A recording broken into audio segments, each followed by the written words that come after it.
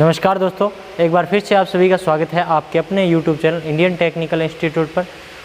और आज जो है वो अपने प्रैक्टिकल लैब जो है उसका भ्रमण, यानी कि ITI के अंदर या फिर अपने बोल सकते हैं इलेक्ट्रीशियन के अंदर प्रैक्टिकल जो है, सबसे पहले अपने प्रैक्टिकल लैब के अंदर किन किन बातों का अपने को ध्यान रखना होता है और साथ में कौन कौन सी चीज़ें आपको प्रैक्टिकल लैब में देखने को मिलती है, उसके बारे में हम लोग आज की इस वीडियो के अंदर देखने वाले हैं। तो वीडियो को अंत तक देखना है और इसी तरह की प्रैक्टिकल वीडियो अगर आप और चाहते हैं तो चैनल को सब्सक्राइब करना है। चलिए दोस्तों शुरू करते हैं।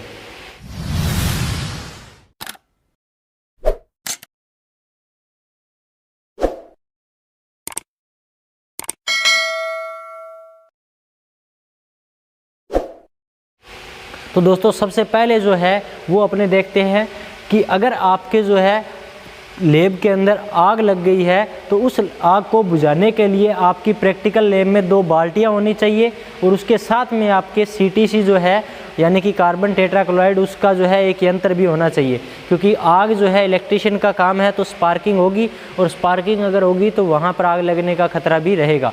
तो इसके लिए इन चीज़ों का होना बहुत ही ज़रूरी है, क्योंकि अगर आग लगेगी तो अपने सेफ्टी जो है वो होनी चाहिए। चलिए दोस्तों, आपको अभी जो मोटरें हैं वो मोटरें दिखाते हैं कौन कौन सी मोटरें होती है। तो सबसे पहले यहाँ पर आपको एक ड्रिल मशीन जो है वो दिख रही होगी। अगर आप ऑन करके देखना चाहें तो सारी की सारी मोटरें सुचारू रूप से काम कर रही है, चल रही है, यानी कि जो सारी की सारी मोटरें हैं वो प्रॉपर तरीके से काम कर रही है, उनमें कोई प्रॉब्लम नहीं है। पहले आपकी ड्रिल मशीन आ गई, उसके बाद में जो सेकंड मोटर है ये आपकी बेंच की जो ग्राइंडर होता है, यानी कि आपके कोई भी चीज़ है जैसे आप चाकू वगैरह देखते हो उनको छीलने के लिए, तीखा करने के लिए जो है वो यूज़ की जाती है। ये आपने देखा होगा कई जगहों पे आप लोग जो है लोड के रूप में कई चीज़ें यूज़ करते हैं, जैसे आप प्रतिरोध लगाते हैं तो उसी तरीके से लोड के रूप में ही आप लोग ये लैंप जो है, ये लैंप का लोड भी लगा सकते हैं। अब उसके बाद में अपने बात करेंगे दूसरी जो मोटर है, ये आपकी सिंक्रोनस मोटर, यानी कि आपका जो सिंक्रोनस मोटर है उसका कंट्रोलिंग सिस्टम आपको जो है यहाँ पे दिखाया गया है, जिसकी मोटर आपको यहाँ पे नीचे दिखाई गई है।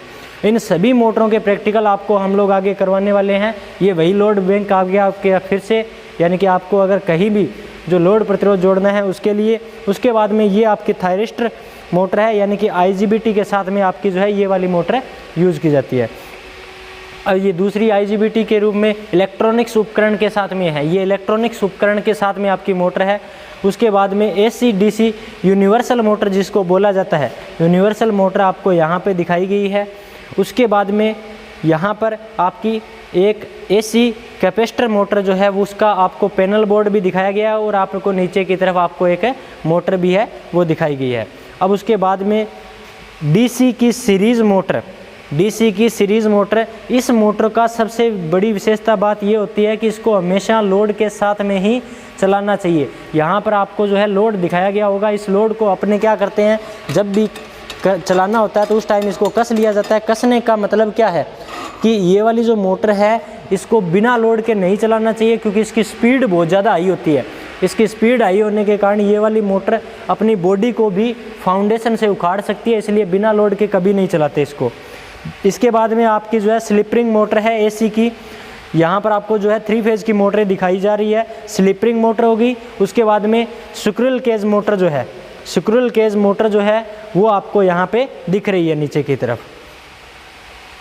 अब इसके बाद में आप देखिए DC की कंपाउंड मोटर और इसका जो है यहाँ पर पैनल बोर्ड है, कंट्रोलिंग सिस्टम जो है वो दिखाया गया है।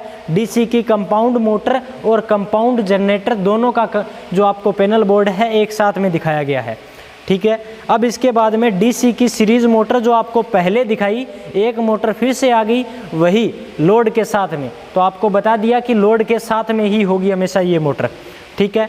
इसके बाद में आपको जो है यहाँ पर DC की कंपाउंड जनरेटर दिखाया गया है, इसके कनेक्शन करने वाले हैं, क्योंकि अपने पास पहले जो जनरेटर आपको DC का कंपाउंड जनरेटर दिखाया था उसके कनेक्शन किए हुए थे, तो अपने को इसकी यूज़ ज़्यादा करने की ज़रूरत नहीं पड़ती।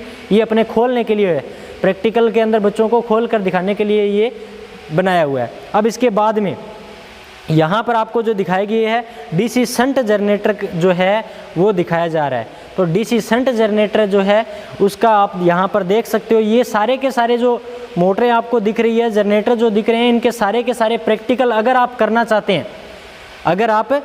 चाहते हैं, सभी जो आपकी मोटरें हैं या सभी जो आपके जनरेटर हैं उनके प्रैक्टिकल, ट्रांसफार्मर तक के प्रैक्टिकल अगर आप करना चाहते हैं तो नीचे कमेंट सेक्शन के अंदर कमेंट कर दीजिए यूट्यूब चैनल के ऊपर। अभी देखिए यहाँ पर आपको MG सेट दिख रहा होगा। MG सेट जो है यानी कि मोटर जनरेटर सेट है, लेकिन ये वाला जो मोटर जनरेटर सेट आपको दिख रहा है ये आपका DC को AC में बदलने के लिए बनाया हुआ है। ये DC को AC में बदलने के लिए, यानी कि इसके अंदर DC की मोटर है और उसके बाद में अल्टरनेटर लगाया हुआ है।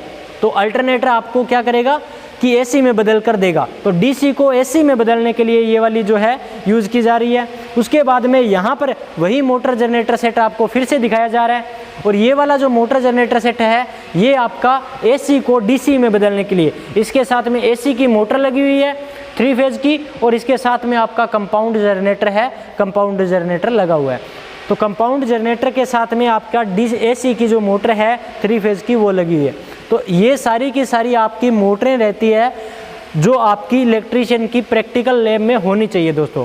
अब इसके बाद में जो है इलेक्ट्रिकल के टूल वगैरह भी रहते हैं, ट्रांसफार्मर भी रहते हैं। इसके अलावा जो है एक आपका टर्नर मशीन है, वो अपनी प्रैक्टिकल की दूसरी जो लैब है उस दूसरी लैब में है। तो उस लैब के अंदर आपको टर्नर मशीन है, वो टर्नर मशीन अगर देखनी है तो अभी दिखा देते हैं। तो ये अपनी दूसरी प्रैक्टिकल लैब के अंदर अपनी जो है टर्नर मशीन जो है उसका कंट्रोलिंग पैनल आपको दिखाया गया है। इस कंट्रोलिंग पैनल के साथ में आपको यहाँ पर देखिए 3 आपको मोटरें या फिर अपने बोल सकते हैं मशीनें दिखाई गई है। अब ये जो टर्नर मशीन क्या काम करेगी, तो ये आपका AC DC आपको जनरेट करके देना है, मोटर के रूप में आपको यूज़ करना है।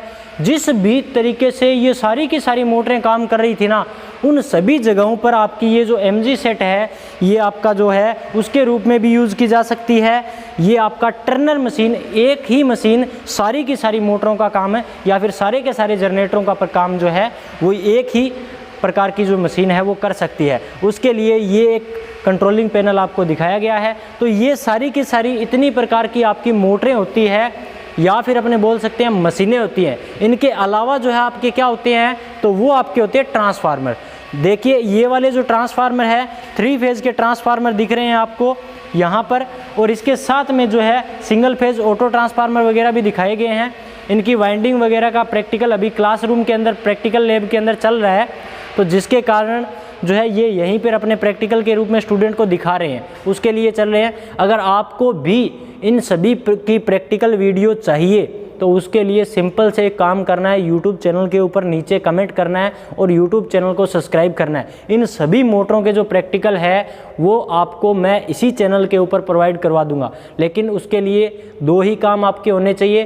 पहला, चैनल आपका सब्सक्राइब होना चाहिए, और दूसरा आपका जो है नीचे जो भी अगर प्रैक्टिकल आपको करना हो तो उससे रिलेटेड एक कमेंट आना चाहिए आपका, ताकि हमें पता लगता रहे कि आपको कौन सी चीज़ है सीखनी।